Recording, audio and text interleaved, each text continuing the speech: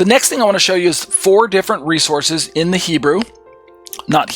from Jewish perspective, where it's referenced that the modern rabbis and ancient rabbis tried to understand how is it that God said he's going to dwell among us. Is he going to dwell within us by dwelling among us? Or is he going to dwell among us only and we won't have him dwelling within us? What gives? Look at this passage through the lens of 4 different Jewish authors. Some of them modern, some of them ancient. This first website, theisraelbible.com, is more of a modern perspective, but it's quoting ancient rabbis. First, we have the verse right here, let them make me a sanctuary that I may dwell among them. We have a transliteration of the Hebrew, va'asuli mikdash v'shachanti batocham. Then we have the literal Hebrew right there. And then look at this explanation. Let me just read that for you. That I may dwell among them. Significantly, the verse does not say that I may dwell within it. This is what the rabbis tried to wrestle with. Is God saying that he's going to dwell within us? Or is God saying build a sanctuary so I can move into the building? That's the big question.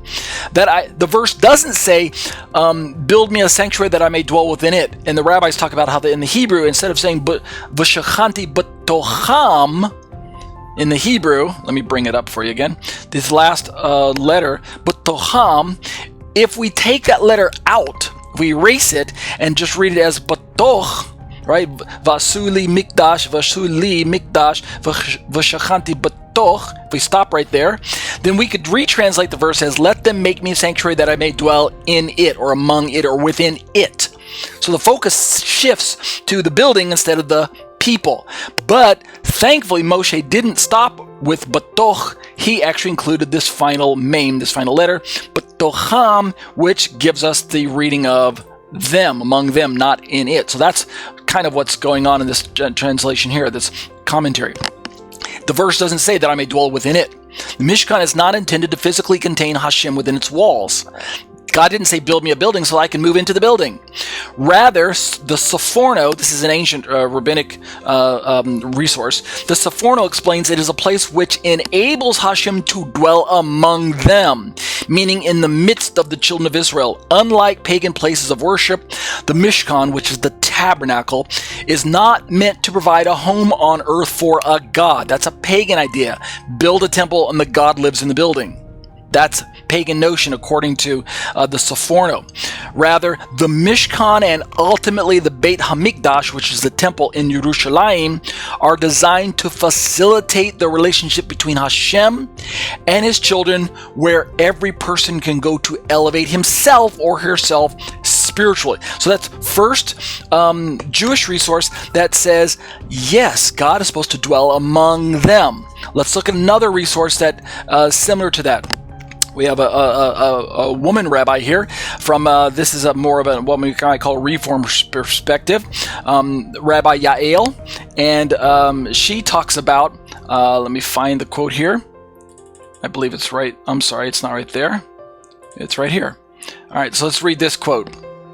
She says, quote, creating a Mishkan, however, seems antithetical to God's all-encompassing existence. In this week's Parsha, the Torah states, Va'asu li mikdash v'shachanti batocham, and let them make me a sanctuary that I may dwell among them. Exodus 25:8. How could God be boxed into an edifice? It seems unlikely that the God of Abraham, the God of Rivka, or even the God of Moshe would make such a materialistic demand of constructing a building where God would dwell.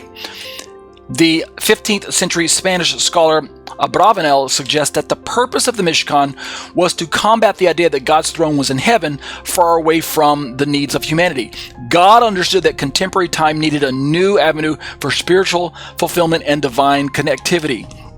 She goes on to say, right here, the Saida Laderach, a 17th century Polish commentator, explained that it was not that God wanted to literally enter the sanctuary, right? Remember this idea of God dwelling in it, but rather that God wanted to enter the hearts of Bnei Yisrael.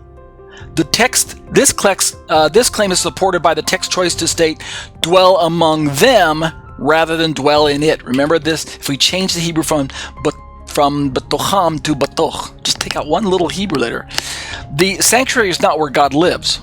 In contrast to other ancient faiths, the Mishkan is a concrete reminder that God is present in our midst and that God may be found wherever we are open to the divine. So I just wanted to bring out some of these modern rabbinic perspectives quoting ancient rabbinic perspectives, playing with this idea: where does God live? Where does God indwell? Is it among a place, or is it among the people? Is it both? Again, from a Christian perspective, we already know that God dwells in us, but we have to bounce that concept off of the idea in the Tanakh that God did dwell among his people but was it in the building?